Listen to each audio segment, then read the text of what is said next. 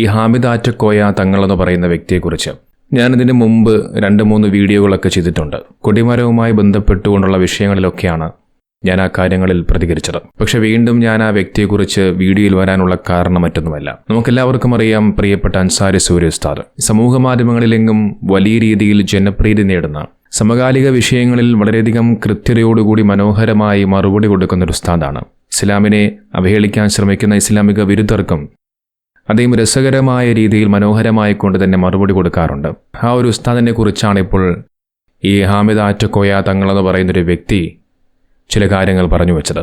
ഞാൻ ആ വീഡിയോ എന്തായാലും ഒന്ന് കാണിക്കാം. ഒരുപാട് പേര് നരകത്ത് കിടക്കും. അതിൽ ഒന്നാമത് കിടക്കുക ഹലിമീങ്ങളായിരിക്കും, അല്ലേ? ഹലിമീങ്ങളായിരിക്കും.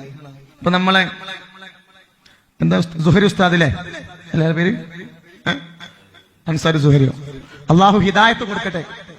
ദ്വാരിക്കാൻ കുടിമരത്തിനെ കുറിച്ച് ഫസ്റ്റ് ഒരു വീഡിയോ ഇട്ടു, രണ്ടാമതായൊരു വീഡിയോ ഇട്ടു. ഞാൻ നിങ്ങൾക്ക് തിരിഞ്ഞ വീഡിയോ ഇടലാണ്ട് അത് കട്ടാക്കി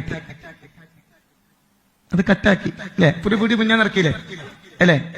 അല്ല ചോദിക്കും, അല്ല ചോദിക്കണം. അള്ളാഹു കാക്കട്ടെ. അയാള് നമ്മളെ കൊടിമരം ആളുകൾ ആ കൊടിമരം കെട്ടിപ്പൊടിച്ചിട്ടും അതില് ഉമ്മ വെച്ചിട്ടൊക്കെയാണ് നമ്മൾ ഇതുണ്ടാക്കിയത്. നമ്മൾ അറിയാതെ എന്താട്ടി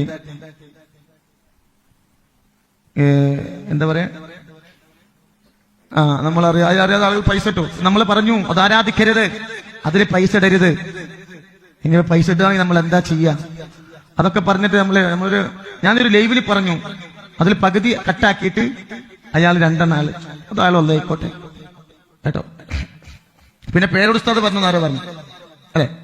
അൻസാരി സൂരി ഉസ്താദിന് ഹിദായത്ത് കൊടുക്കണേ എന്ന് പറഞ്ഞുകൊണ്ട് അദ്ദേഹം പ്രാർത്ഥിക്കുകയാണ്. നമ്മളൊന്ന് ആലോചിച്ച് നോക്കൂ, ആരെക്കുറിച്ചാണ് ഈ പറയുന്നത് എന്ന്.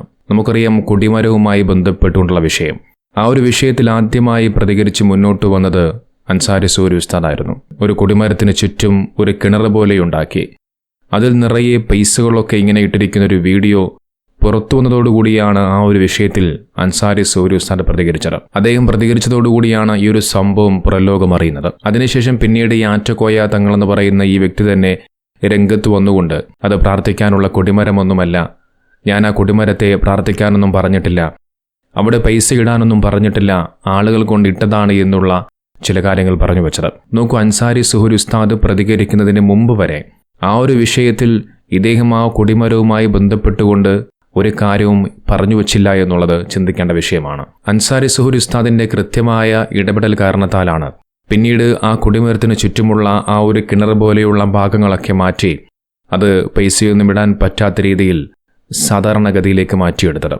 ആ പ്രതികരിച്ച ഉസ്താദിന് ഹിദായത്ത് കൊടുക്കട്ടെ എന്നാണ് ഇദ്ദേഹം പറഞ്ഞു വെക്കുന്നത്. നോക്കൂ, ഖുർആൻ തെറ്റിച്ചോദിയിട്ട് അത് ട്രോളന്മാർക്ക് ഞാൻ ട്രോളാൻ വേണ്ടി ഇട്ടുകൊടുത്തതാണ് എന്ന് പറയുന്ന ഒരു വ്യക്തിയാണ് അൻസാരി സുഹരി ഉസ്താദിന് ഹിദായത്ത് കൊടുക്കട്ടെ എന്ന് പറഞ്ഞുകൊണ്ട് പ്രാർത്ഥിക്കുന്നത്.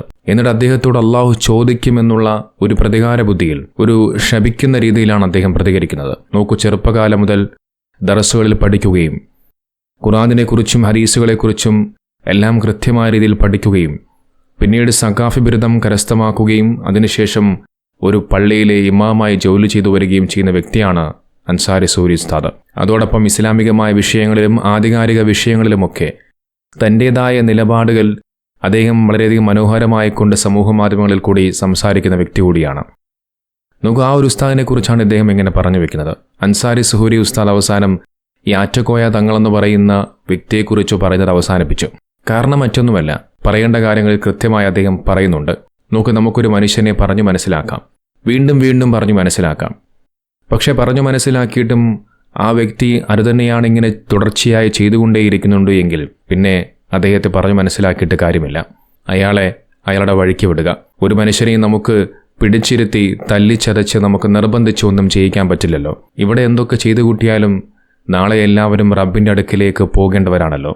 ആ പോകുന്ന സമയത്ത് റബ്ബ് ചോദിക്കുന്ന ഓരോ ചോദ്യങ്ങൾക്കും കൃത്യമായി മറുപടിയും പറയേണ്ടതാണല്ലോ. അതുകൊണ്ട് ഇത്തരം വിഷയങ്ങളിൽ പ്രതികരിക്കേണ്ടത് ഒരു പണ്ഡിതന്മാരുടെ കടമയാണ്. ആ പ്രതികരണത്തിലും അവർ ശരിയായില്ല എങ്കിൽ പിന്നെ അവരെ പടച്ചറബിന് വിടുക. അതാണ് യഥാർത്ഥത്തിൽ പിന്നീട് അൻസാരി സുഹരി ഉസ്താദ് ചെയ്തത്. പിന്നീട് ഇദ്ദേഹം പറയുന്ന മറ്റൊരു കാര്യം കൂടിയുണ്ട്, അതുകൂടി നമുക്കൊന്ന് കേൾക്കാം. അത് എല്ലാവർക്കും എന്തും ചെയ്യാം കേട്ടോ. എല്ലാവർക്കും എന്തും ചെയ്യാം. തങ്ങൾപ്പാപ്പാക്ക് നൂറെ ഹബീബ് തങ്ങൾക്കൊന്നും ചെയ്യാൻ പാടില്ല. എല്ലാ മൊയ്ലിയമാർക്കും പല രീതിയിലും പല കോലത്തിലും എന്ത് ചെയ്യാം പറയാം. പക്ഷെ നൂറെ ഹബീബ് തങ്ങൾ എന്ത് ചെയ്യുന്നു? ഒന്നും തങ്ങളൊന്നും ഇതാപല്ല. അതുകൊണ്ട് ഇൻഷാ അല്ലാഹ് എനിക്ക് നിങ്ങളോട് പറയാനുള്ളത്, എല്ലാ ഹക്കും റബ്ബിനറിയാം കേട്ടോ. അപ്പൊ അതുകൊണ്ട് എന്നെ സംബന്ധിച്ച് അതൊന്നും ഞാൻ മെയിൻറ്റ് ചെയ്യാറില്ല. ഇപ്പൊ ഉള്ളാളത്തെ പള്ളിയിൽ പൈസ ഇടുന്നുണ്ട്, ഉള്ളാളത്തെ കിണറിൽ പൈസ ഇടുന്നുണ്ട്. എന്താ പറയാ, വേറെ തങ്ങന്മാർ പേര് പറയുന്നില്ല, വേറെ തങ്ങന്മാർത്തുണ്ട് കൊടിമരങ്ങൾ. ഓലക്കെന്താ എല്ലാരും പ്രശ്നം നൂറെ ഹബീബ്, എല്ലാരെയും പ്രശ്നം, എല്ലാരെ കണ്ണിലെ കരടും എന്താണ് നൂറെ ഹബീബാണ്. എന്നാ നൂറെ ഹബീബിന് എന്തെങ്കിലും വിഷമുണ്ടോ? നൂറെ ഹബീബ് തങ്ങളെ വീടിന്റെ മുറ്റത്തതാ ശനി ഞായറൊക്കെ ആയിരക്കണക്കിന് ആള്. നൂറെ ഹബീബിന് തങ്ങളെ മതിത 24,000 കേക്ക്. ഇന്ന് 24,000 100 കുറവാ, 23,900. പോയോല് പോയാലും നമ്മക്കെന്താ? മടവൂരിടുന്നുണ്ട്, അതുപോലെ തന്നെ മറ്റുള്ള സ്ഥലത്തിടുന്നുണ്ട് കേട്ടോ. അതൊന്നും അപ്പോ വീഡിയോ കെടുന്ന നമ്മളെ സംബന്ധിച്ച് നമ്മളെ വഴിക്ക് പോകാം. ഓക്കെ. എന്നാൽ ഈ മജ്‌ലിസിന്റെ തുടക്കത്തിൽ ഞാനൊരു ഹദീസ് ഓതി. എല്ലാവർക്കും എന്നോട് അസൂയാണ് കേട്ടോ. ആ ഉസ്താദിന് ഭയങ്കര അസൂയാണ്. അല്ലാഹു നന്നാക്കി കൊടുക്കട്ടെ. ഇത്ര നമ്മൾ ദ്വാരിക്കാം കേട്ടോ. അല്ലാഹു ഖൽബ് നന്നായി കൊടുക്കട്ടെ. അയാളൊരു എന്തെങ്കിലും എന്താണ്, അയാൾ ഉസ്താദല്ല, അങ്ങനെയൊന്നും പറയണ്ട കേട്ടോ. TV ചർച്ചയിൽ വന്നിട്ട് എന്തെങ്കിലും വിളിച്ച് പറയുമ്പോൾ ഞാനൊരു വലിയ ആളാണ്, ആളെ കിട്ടാനൊക്കെ വേണ്ടി വെറുതെ. അപ്പൊ അതിലൊന്നും പെട്ടുപോകേണ്ട. അല്ലാഹു നല്ല ഖൽബ് അല്ലാഹു നല്ല കൊടുക്കട്ടെ. കണ്ടില്ല അദ്ദേഹം പറഞ്ഞത്? അതായത് ബാക്കിയുള്ളവർക്ക് എന്ത് വേണമെങ്കിലും ചെയ്യാം, എനിക്കെന്തുകൊണ്ട് ചെയ്തുകൂടാ, ഞാൻ ചെയ്താൽ മാത്രമാണ് ഈ പ്രശ്നമുണ്ടാകുന്നത്. ചുരുക്കത്തിൽ പറഞ്ഞാൽ മറ്റുള്ളവർക്കത് ചെയ്യാമെങ്കിൽ എനിക്കും എന്തുകൊണ്ട് ചെയ്തുകൂടാ, അതാണ് ഇവിടെ ഇദ്ദേഹം ഉദ്ദേശിക്കുന്നത്. നോക്ക്, ഇസ്ലാമിൻ്റെ പേരിൽ ഇത്തരം തട്ടിപ്പുകൾ ആരു ചെയ്തു കഴിഞ്ഞാലും, അനിസ്ലാമികമായ രീതിയിലുള്ള ഇത്തരം കാര്യങ്ങൾ അത് ആരു ചെയ്തു കഴിഞ്ഞാലും തെറ്റ് തന്നെയാണ്. അത് ഇന്ന വ്യക്തിയാണെന്നോ അല്ലെങ്കിൽ തങ്ങളാണെന്നോ എന്നുള്ള വ്യത്യാസങ്ങളൊന്നുമില്ല. ഇന്ന് കേരളത്തിൻ്റെ പലയിടങ്ങളിൽ ഇസ്ലാമിൻ്റെ രീതിയിലുള്ള പല അനാചാരങ്ങളും, ഇസ്ലാം പഠിപ്പിക്കാത്ത പല കാര്യങ്ങളും നടക്കുന്നുണ്ട്.